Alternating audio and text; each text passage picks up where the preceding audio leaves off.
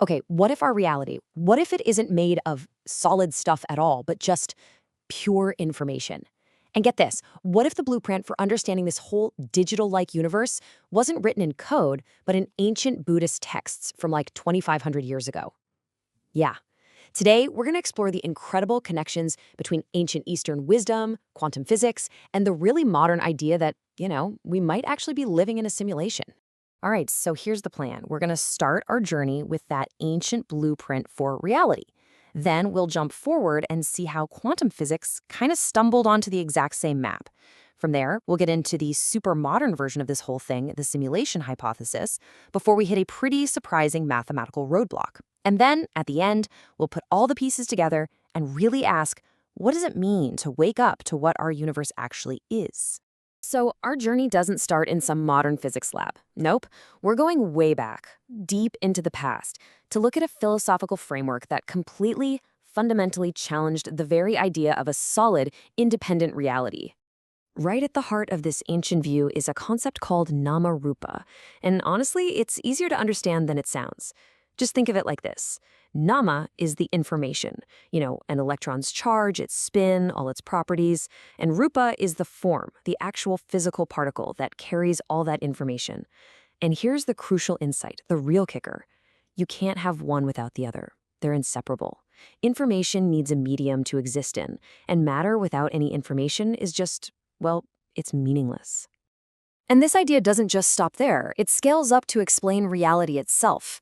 The core principle here is something called dependent origination, which I know sounds a little fancy, but it's really a simple idea. Nothing exists on its own. Everything is just part of this dynamic, interconnected process. You can see it right here. It works like a feedback loop. You get some sensory input, which leads to an evaluation, that creates a drive, which leads to data being stored, and the whole thing just keeps going. The big takeaway is that reality isn't a noun, it's a verb. It's something that's always happening. Okay, so let's hit the fast forward button a couple of thousand years. Scientists start peering into the subatomic world. And what they find? Well, it's a universe that looks a lot less like a predictable machine and way more like this ancient, interconnected web we were just talking about. The physicist Fritjof Capra famously wrote about this in his book, The Tao of Physics. He said that the wild, revolutionary discoveries of the 20th century started to resonate, deeply with the core ideas of Eastern mysticism. It was like these two seemingly separate paths to knowledge, rational science on one hand and intuitive introspection on the other, were suddenly leading to the exact same view of the universe. Pretty wild. And this contrast is just so powerful. I mean, think about it. On one side, you've got the world of classical physics, this nice, neat, predictable universe of solid, separate objects all operating like a giant clock.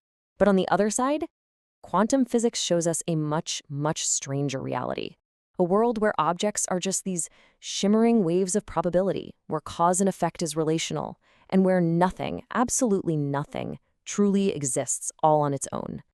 So here's the really crucial takeaway from all this. Quantum mechanics is telling us that reality isn't some fixed thing just waiting out there for us to discover. No. Instead, the very act of us, you and me, measuring or observing a particle seems to be the very thing that collapses this wave of possibilities into one single, concrete outcome. It's what led the physicist John Wheeler to this totally radical conclusion. We live in a participatory universe, a universe that we literally help bring into being, just by looking at it. Okay, so if reality is based on information, and if we're actively participating in creating it, well, that leads to a very modern and honestly, a very mind-bending question. Are we living inside a giant computer program? And that right there is the simulation hypothesis. It basically takes that ancient Eastern concept of Maya, the idea that the world is a kind of illusion, and it just gives it a 21st century update. I mean, could what we think of as physical laws just be the lines of code that are rendering our universe? So the philosopher Nick Bostrom really made this idea intellectually rigorous with what he called his trilemma. He argued that one of these three statements has to be true. The logic is actually pretty simple. If you just assume that some advanced civilizations will eventually exist and that they'll have enough computing power to run ancestor simulations, simulations of their past, then simple probability just takes over. You're going to end up with billions of simulated worlds for every one base reality. So if that's the case, what are the odds that we just happen to be in that one original reality? Statistically, they're almost zero. And it's amazing how neatly these ancient concepts map onto our modern computational ideas. Take karma. It's not just some mystical force, it's basically like a quest engine in a video game, where your inputs directly determine your future outputs. Or the storehouse consciousness. This idea that all your experiences are saved, that's basically just a personal cloud server, right? Carrying your data from one existence, or maybe one avatar, to the next. But just as this whole digital metaphor starts to feel incredibly compelling and you're thinking, wow, maybe we are in a simulation, a recent study from the worlds of physics and mathematics comes along and suggests there's a massive fundamental flaw in the whole argument. Yeah, a team of physicists, which included Lawrence Krauss, published a paper arguing that the absolute deepest level of reality operates in a way that simply cannot be simulated by any computer, no matter how powerful it is. So their whole argument centers on this really mind-bending concept called non-algorithmic understanding. Okay, think of it like this. A computer, right, no matter how ridiculously powerful it is, operates on an algorithm. It's just a very, very complex recipe, a finite set of step-by-step rules. But what these physicists are arguing is that the universe itself contains fundamental truths that you just cannot get to by following a recipe. Ever. Okay, here's a simplified way to wrap your head around this, and it's based on Gödel's famous incompleteness theorems. Just consider this statement: this true statement is not provable. Now, really think about that for a second.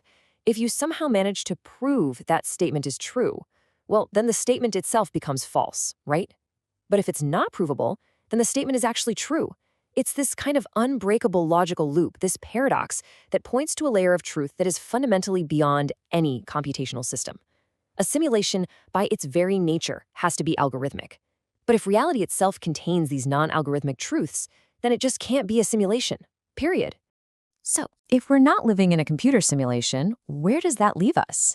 I mean, what is the ultimate meaning of all these incredible parallels we've seen between ancient wisdom and modern science?